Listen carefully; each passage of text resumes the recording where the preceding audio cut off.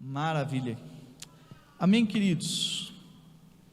Quero convidar a amada igreja a abrir vossas Bíblias. Logo ali, em Salmos, é o livro bem no meio, da nossa Bíblia. No capítulo 66 de Salmo, nós vamos ler uns versículos a partir do verso 16.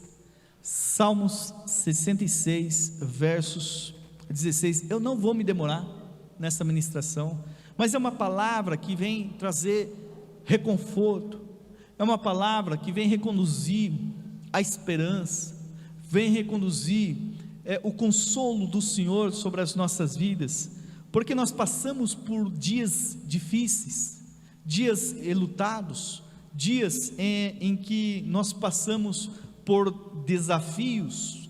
Não tem sido fácil para nós, principalmente como corpo, principalmente para nós como igreja, porque está aqui neste lugar, e esses dias, ontem mesmo, na realidade, eu estava até comentando com a minha esposa, a falta que faz alguns irmãos que o Senhor já recolheu. Confesso para vocês que existe ou existem ainda cicatrizes, feridas no meu coração, porque eu particularmente não estava preparado para muitas recolhas que saíram desse ministério. Eu fiquei muito triste, muito abatido, e espero que nesta noite, sinceramente, Deus já ministrou primeiramente ao meu coração, e que ministre o coração da amada igreja, que reconforte cada um de vocês, que console cada um de vocês, que vocês sejam abraçados pela ministração desta noite. Nós sabemos, isso a palavra do Senhor nos diz, isso Jesus esculpiu aqui enquanto Ele esteve na terra, nos dizendo que no mundo tereis aflições, e nosso papel enquanto ministradores do Senhor, nosso papel como sacerdote do Senhor, nosso papel enquanto aqueles que vêm a instruir a assembleia, a instruir o povo, é de trazer a palavra que cura, a palavra que sara e a palavra que traz esperança, que vocês possam caminhar com a gente, navegar por estas palavras, e que elas possam impregnar, encharcar a mente e o coração de vocês, e que o consolo do Espírito Santo do Senhor possa te abraçar aonde você estiver, seja aqui na igreja, seja na sua casa, aonde você estiver assistindo essa live. Mas é interessante, queridos, que nós precisamos aprender enquanto igreja, de que apesar das nossas angústias, apesar das nossas feridas, nós precisamos entender que existem algumas chaves da palavra do Senhor para nos conduzir neste momento, porque como eu falei outrora, neste mundo a nossa vida passa como neblina, então nós estamos aqui de passagem, nós estamos aqui por um período, o período já determinado quando o Senhor nos recolher, mas que nós sejamos alcançados, enquanto nós estivermos aqui na terra, pelo descanso do Senhor, pelo sustento do Senhor, e sobretudo pela graça do Pai, a graça do Deus vivo. Antes de nós entrarmos na palavra, eu queria trazer uma rápida introdução acerca disso. Veja, lá em Gênesis, ainda estou em Gênesis, a partir do capítulo 2, a palavra diz, no verso de número 2, o seguinte, não precisam abrir, tá, queridos? Gênesis 2, a partir do verso 2, ele fala assim: havendo Deus acabado no sétimo dia a obra que fizera, descansou nesta data de toda a sua obra. É interessante, eu vou repetir esse verso 2, para que nós fiquemos com ele gravado na mente. Havendo Deus acabado no sétimo dia a obra que fizera, descansou nesse dia de toda a sua obra. Olha, nós sabemos, né, que Gênesis vai falando ali no capítulo 1 sobre a criação do mundo, a formação de todas as coisas e como que Deus agiu em cada momento, em cada tempo em que Ele estava ali executando a sua obra, executando a tua criação. E no sétimo dia, Gênesis no capítulo 2 nos diz que Deus descansou. Mas como é possível isso? Como é possível isso? Se Samuel, você não pega minha água para mim, por gentileza? Queridos, me perdoe, é que depois do convite eu fico com um arranhadinho na garganta, eu preciso molhar de vez em quando, então eu peço perdão para vocês, tá bom? Mas como é possível, retomando, que Deus tenha descansado, se Ele é o guarda de Israel que não dormita, que o Senhor dá aos seus enquanto os seus eles dormem? Como é possível? Deus não se cansa, então por que a palavra do Senhor nos diz que Ele descansou? E aqui eu quero desvendar algumas coisas com vocês. Vejam, queridos, o descansar de Deus é diferente da nossa concepção de descansar. Quero fazer aqui um exercício com vocês. Vocês já foram, por exemplo, para um período de férias? Vocês já foram? Eu não sei se já aconteceu com vocês. Imagina, não sei se vocês já foram, por exemplo, para um resort. Você está lá no resort. Obrigado, Samuca. Veja se é isso mesmo, né? Oswaldo, é isso mesmo. Você está lá no resort, você não precisa cozinhar, você não precisa passar, você não precisa limpar, né? Você está tudo pronto. Se você quer uma bebidinha lá no resort, que é aquele all inclusive, né? Tem tudo incluído. Você não precisa se preocupar com nada. Eu quero um suco, levanta a mão, o suco vem, não é assim? Eu quero um sorvete, opa, você levanta a mão, o sorvete vem. Eu quero, eu vou sair, quando eu voltar, eu quero tudo arrumado, a bagunça que eu deixei lá nas minhas acomodações. Aí quando você volta, está tudo arrumado, fala, rapaz, eu queria um negócio desse lá em casa, né? E aí você está lá, descansando, tranquilão, de boa, não fazendo nada. Mas a pergunta é, por que depois de um certo tempo, de um certo período, você está lá no resort, você está mais cansado agora? Se você for para aquele lugar para descansar, por que você não está descansado? Você fala, estou cansado, quero voltar para minha casa. Eu falo por mim, queridos, mais de 20 anos vindo à igreja, todos os domingos, não falhava uma, todos os domingos indo para a igreja. Até que me deu um belo de um domingo, eu falei, espera só um pouquinho, eu estou cansado, eu não vou na igreja, eu vou ficar em casa. Aí sabe o que acontecia comigo, Calistro? Eu ficava em casa para descansar, e ficava mais cansado. Eu falei, mas que coisa doida é essa? Como assim? Eu fico mais cansado que antes, se era para eu estar descansando. Trabalhei a semana toda, vou ficar em casa para descansar, e a gente não descansa, a gente fica cansado. É uma coisa absurda, porque o descansar do Senhor, ele é diferente. Ele não é um descansar físico, mas ele é um descansar diferente daquilo que nós temos em termos de concepção. É engraçado que o descanso do Senhor para a nossa vida tem que ser a graça do Senhor.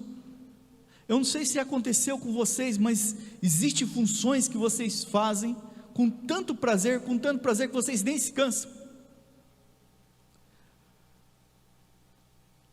Apesar, eu vou falar por mim, de dar o meu testemunho, de eu estar alocado num lugar em que ninguém quer. Se eu falar, alguém quer vir trabalhar no meu lugar, o pessoal não quer, porque é uma loucura. Você não descansa um minuto. Atende muitas pessoas, eu falo basicamente em média, com quase 100 pessoas por dia, atendendo gente, forma fila ali na minha sala, esperando para atender pessoas. E é uma loucura, porque existem prazos, existem documentos, existem ações que você tem que desenvolver, mas eu acabo o dia descansado. Nunca trabalhei tanto, mas eu estou descansado, porque o descansar aqui nesse sentido é você encontrar a graça do Senhor. O descansar é você encontrar a graça de Deus. Quer ver uma coisa? Lembra do povo lá peregrinando pelo deserto, em direção a Canaã? Olha só, eles estavam praticamente, sabe gente, num resort. Eles não faziam nada. Eu quero comer, desce o pão do céu. Eu quero carne, desce a carne do céu. Agora eu quero tomar uma aguinha, a aguinha brota da rocha. Eles não trabalhavam, eles não labutavam, eles não tinham que arar a terra, eles não tinham que semear a terra, tudo estavam pronto. Parecia que eles estavam vivendo no socialismo, viu Oswaldo? Era um negócio que o Estado provia tudo, o pessoal não fazia nada. Então, por que eles estavam indo para a terra prometida, o lugar da graça do Senhor, que era Canaã, que era o lugar que eles teriam que trabalhar? Eles iam ter que levantar, eles iam ter que arar a terra, eles iam ter que cuidar do gado, eles tinham que molhar as plantas, molhar ali a plantação deles, eles teriam que cegar, teriam que colher, né? Mas no deserto eles estavam tranquilão.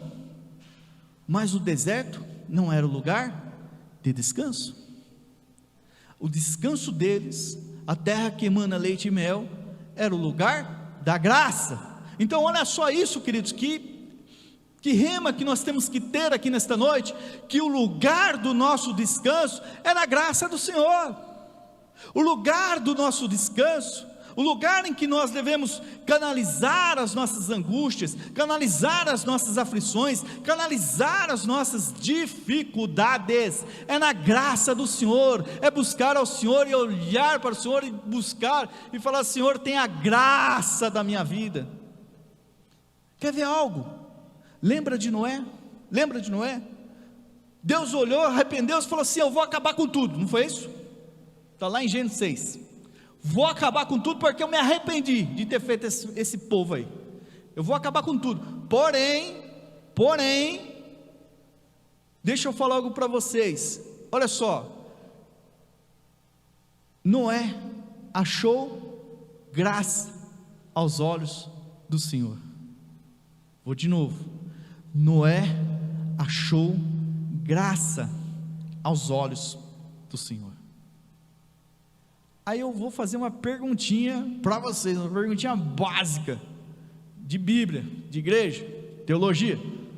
Qual é o significado do nome Noé? Alguém sabe?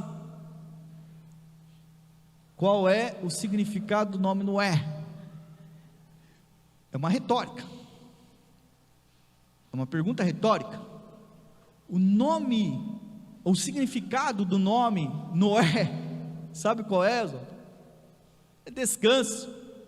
Ou seja, olha só, o descanso, ou seja, Noé encontrou a graça. Então o teu descanso, querido, é encontrar a graça do Senhor. Quer descansar? Encontre a graça do Senhor. Quer canalizar as tuas aflições? Encontre a graça do Senhor. Pastor, como é que eu faço isso? Encontre a graça do Senhor buscando, interagindo, sendo ministrado, aprendendo, estudando, fazendo aquilo que apraz ao nosso Deus Altíssimo, e nós encontramos a graça do Senhor. Quero ver vocês encontrando a graça do Senhor nesses tempos. Amém, queridos?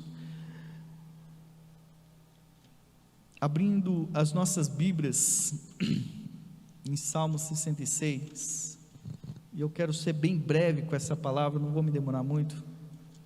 A palavra do Senhor fala, Salmos 66, a partir do verso 16: Vinde, ouvi todos vós os que temeis a Deus, eu contarei o que Ele tem feito à minha alma. 17: A Ele clamei com a boca, Ele foi exaltado pela minha língua. Versículo 20 agora: Bendito seja Deus, que não rejeitou a minha oração.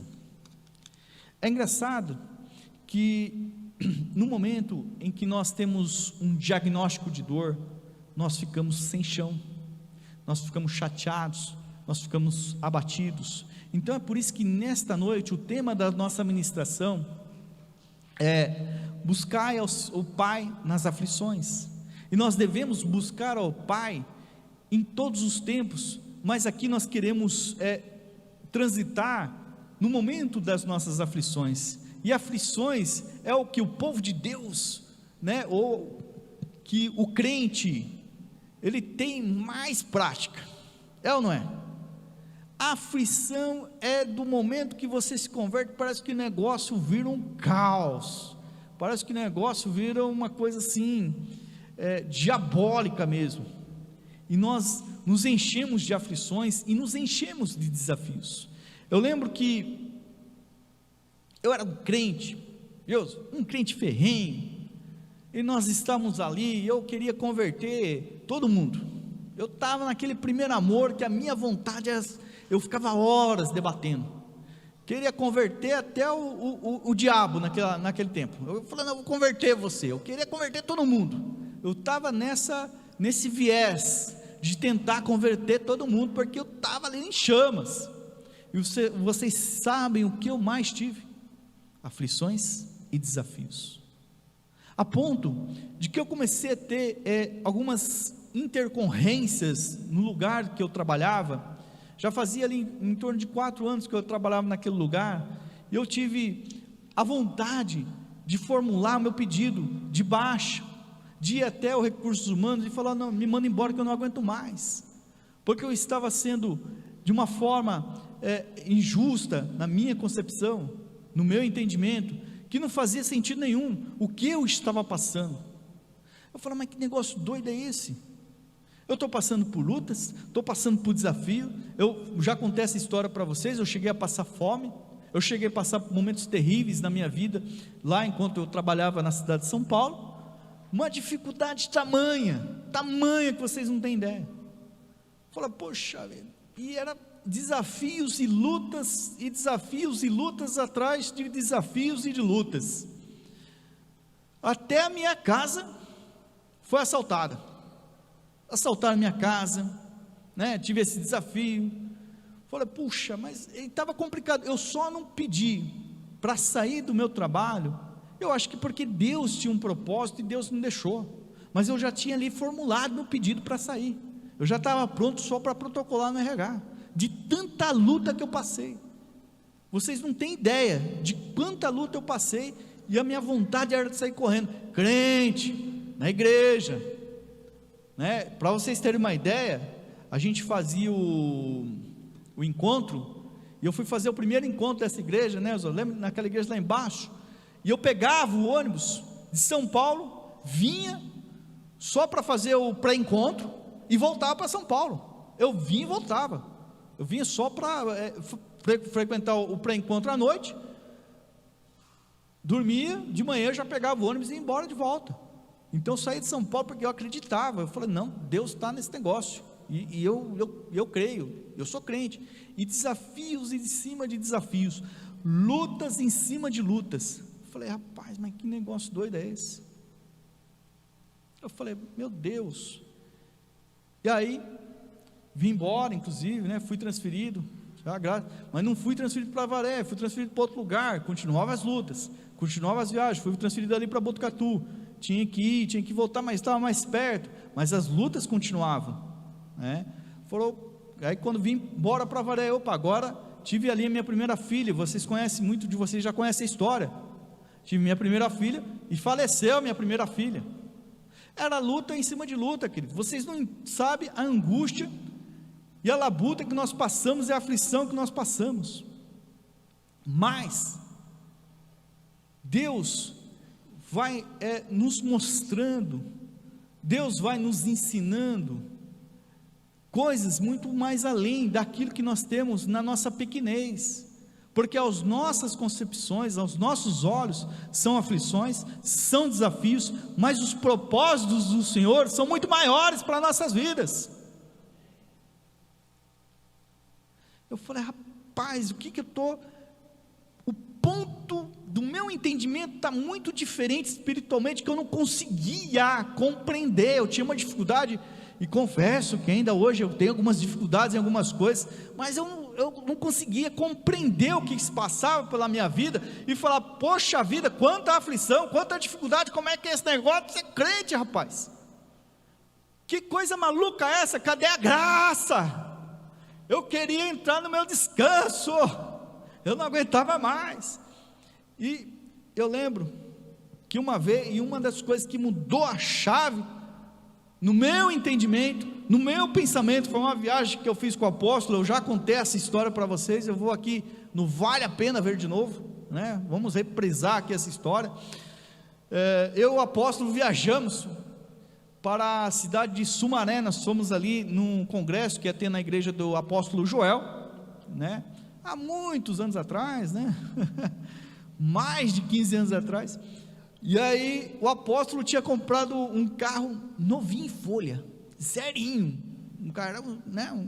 Um carro que ele tinha acabado de tirar da loja, coisa linda. Aí ele falou, Will, inclusive você vai comigo, mas você vai dirigindo, que eu estou renovando a carta tal, e tudo mais. Eu falei, não, apóstolo, pode deixar que eu estou na benção, eu acho que agora eu vou achar esse tal da graça. E fomos juntos.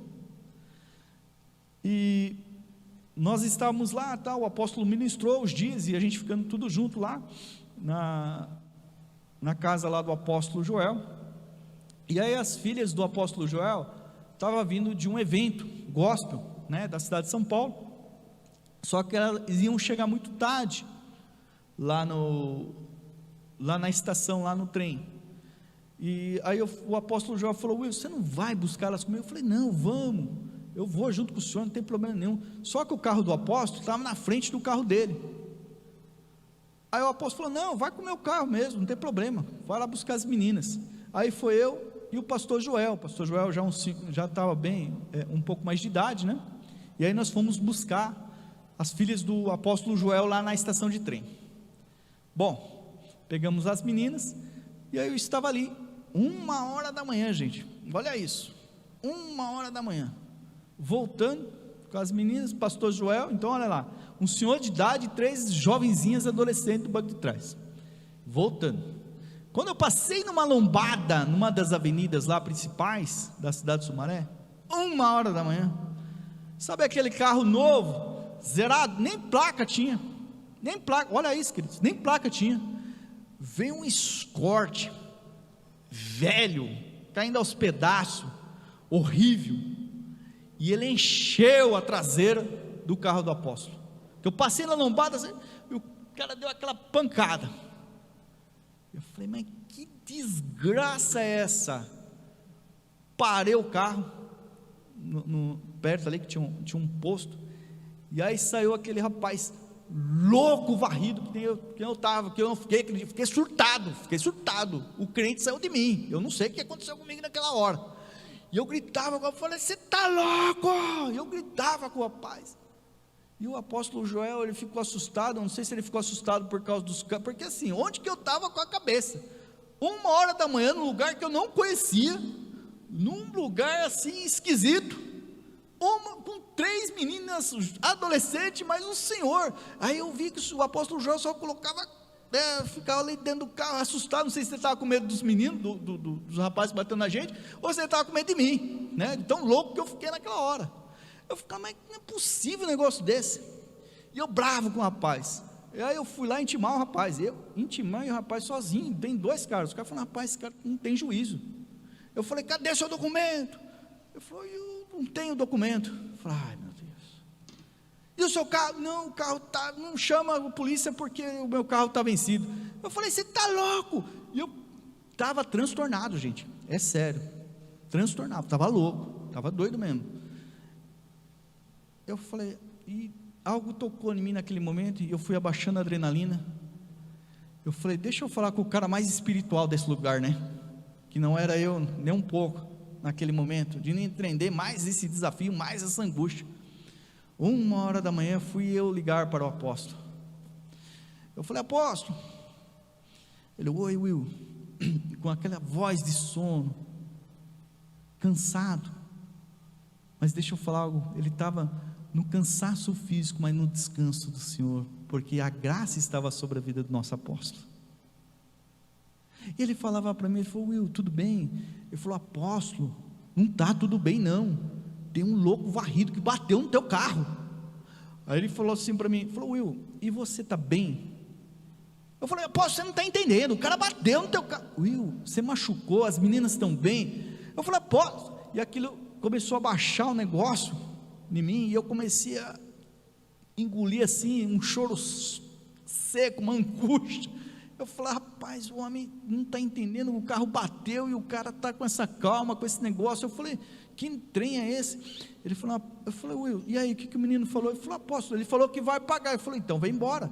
Eu falei: que embora, apóstolo? Eu não conheço o cara, e de fato eu nunca mais voltei naquele lugar, naquela região, para vocês terem uma ideia. Eu acho que ele já voltou outras vezes, mas eu nunca mais voltei naquele lugar. Eu nunca mais ia ver aquele rapaz. Como é que ele ia pagar um negócio desse? Como é que ia pagar o conserto de um carro zerado, novinho do apóstolo?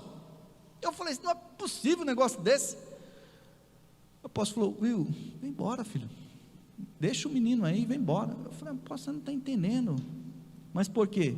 Porque eu estava fora da graça, porque o meu descanso era nas minhas próprias razões. O meu descanso era fazer folhas de figueiras e cobrir a minha nudez. Já o apóstolo não, ele estava no descanso do Senhor, no descanso da graça, e ele estava vestido com as peles do cordeiro sobre a vida dele. Essa é a diferença, queridos, essa é a diferença. E nós viemos embora com o carro batido, eu chateado, amargurado. Peguei lá o telefone do rapaz, falei: rapaz, você está bem, filho? Não, estou bem. Então tá bom, só me dá o telefone. Não, eu vou pagar. Eu falei: tudo bem, não, eu vou pagar. Eu falei: vai pagar nada, vou dar o seu telefone. Mas você não vai pagar é nada. Não, eu vou pagar. E eu passei o telefone, falei: então, fala com o apóstolo, que é o dono do carro. Queridos, nós viemos embora, e olha só, a diferença daquele que está no descanso e na graça do Senhor, e daquele que não está no descanso e na graça do Senhor. Passou uma semana, o apóstolo tinha arrumado o carro. Ele falou: Will, vinha ver, olha como ficou perfeito. O cara lá na concessionária, o pessoal na concessionária fez um excelente trabalho. Eu falei: apóstolo, não é que ficou bom mesmo? Nem parece que foi batido esse negócio, né? Ele falou: não, rapaz, ficou bom e tal. Eu falei: ficou muito caro, apóstolo? Aí ele falou para mim o valor, que eu nem lembro qual o valor que era, mas era um valor um pouco alto. Ele falou assim: não, tá tudo bem. Ah, e sabe o menino que bateu em você? Eu passei para ele, ele me ligou. Eu falei: ele ligou e passou o valor, passei o valor para ele. E aí? Ele já transferiu o valor na conta. Eu falei: meu Deus. E ali começou a mudar a minha mentalidade do que é você estar no descanso de Deus e de você não estar no descanso de Deus, apesar das lutas, apesar das angústias e apesar das aflições. Amém, queridos? Glória a Deus. Você pode aplaudir ao Senhor por isso? Glória a Deus. Aleluia. É engraçado que muitas vezes nós queremos ouvir mais de uma opinião, nós queremos negar, nós queremos chorar, nós queremos recorrer e tentar achar explicações para muitas coisas, por conta das nossas aflições e das nossas angústias. Mas o que nós precisamos entender, que a ótica do Senhor não é a nossa ótica. E é isso, por isso que eu comecei a exaltar o Gênesis 2, falar do descanso do Senhor e do encontro ali de Noé com a graça do Senhor, que Noé é o significado de descanso. E nós precisamos, diante disso, olhar de uma forma diferente para a nossa situação e ouvir mais o Pai, em vez de eu tentar ouvir as minhas próprias opiniões, as minhas próprias indagações. Eu recorria ao quem? No momento de lucidez, eu recorria ao homem que era o meu sacerdote, e ali sim, através do sacerdote, através do profeta, através da palavra, você começa a ouvir a voz do Pai, para te dar um direcionamento para os desafios e as aflições que você está passando na tua vida, queridos. Amém? Esse é um exercício. Olha, no tempo da sua aflição, grite, não com o cara que bateu no teu carro, mas grite para o Pai. Oh meu Deus. Salmo 66, ele diz: eu clamei, eu gritei para o Pai. No tempo de aflição, vai para o Pai e grite para Ele toda a dor que está te consumindo. Amém, queridos? No tempo da sua aflição, peça ajuda para o Pai. Lá no versículo 17 ele fala: eu gritei pedindo a sua ajuda. O grito não é para murmurar, mas o grito é para clamar por ajuda. Grite, mas grite pela ajuda de Deus, que é todo amor e tem um enorme prazer em te socorrer. Amém, queridos? Terceiro, louve ao Pai. Salmo 66, 17 e 20, ele fala: eu gritei pedindo a sua ajuda, então o louvei com hinos.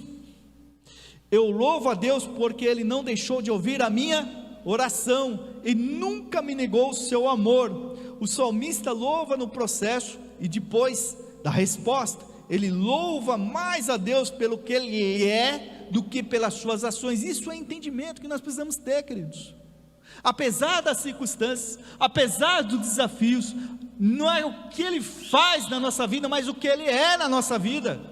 E se nós tivermos entendimento do que o Senhor é na nossa vida, nós vamos entender o que é buscar ao Pai no tempo das nossas aflições.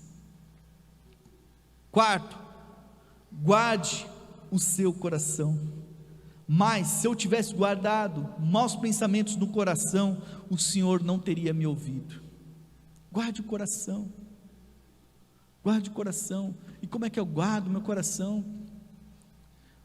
Ouvindo a palavra do Senhor, ouvindo a voz do Senhor, que gera em nós coisas diferentes. Guarda o teu coração.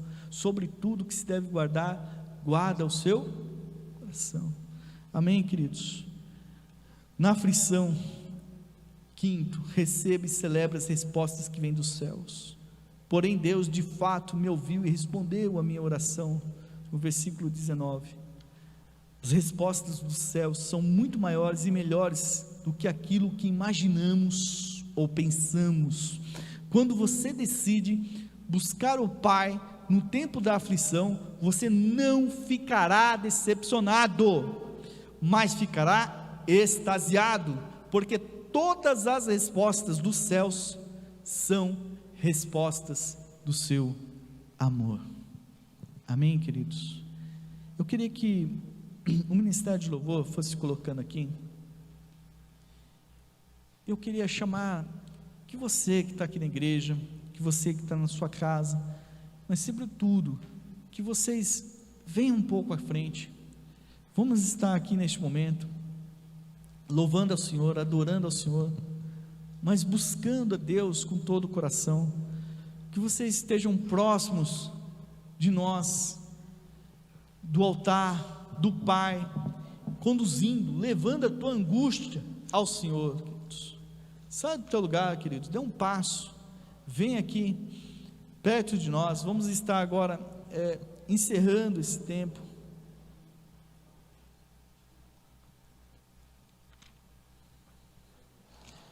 Glória a Deus, queridos, glória a Deus. Deixa eu falar algo para vocês, queridos. Oh meu Deus, oh meu Deus, lutas e desafios não faltam para o crente.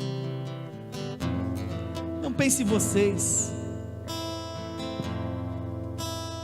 que algo mudou na minha vida em termos de lutas e desafios. Nós passamos pelos desafios do Covid, a minha mulher passou, um desafio grande, e nós passamos juntos. Eu passei o desafio pelo Covid também, mas a diferença é que dessa vez, nesse desafio propriamente dito, nós passamos no descanso do Pai, entendendo que dele e por ele são todas as coisas. Nós passamos nesse entendimento, nessa concepção. Muitos aqui, irmãos, passaram também por esse desafio. Eu conversei com alguns irmãos que também comentaram que passaram no descanso do Senhor, e que nós sejamos encharcados pelo amor de Cristo Jesus, gritando sempre ao Pai, clamando sempre a Ele a nossa oração, para que os nossos desafios nós passemos labutando, mas sobretudo no descanso do Senhor, que é o descanso da graça.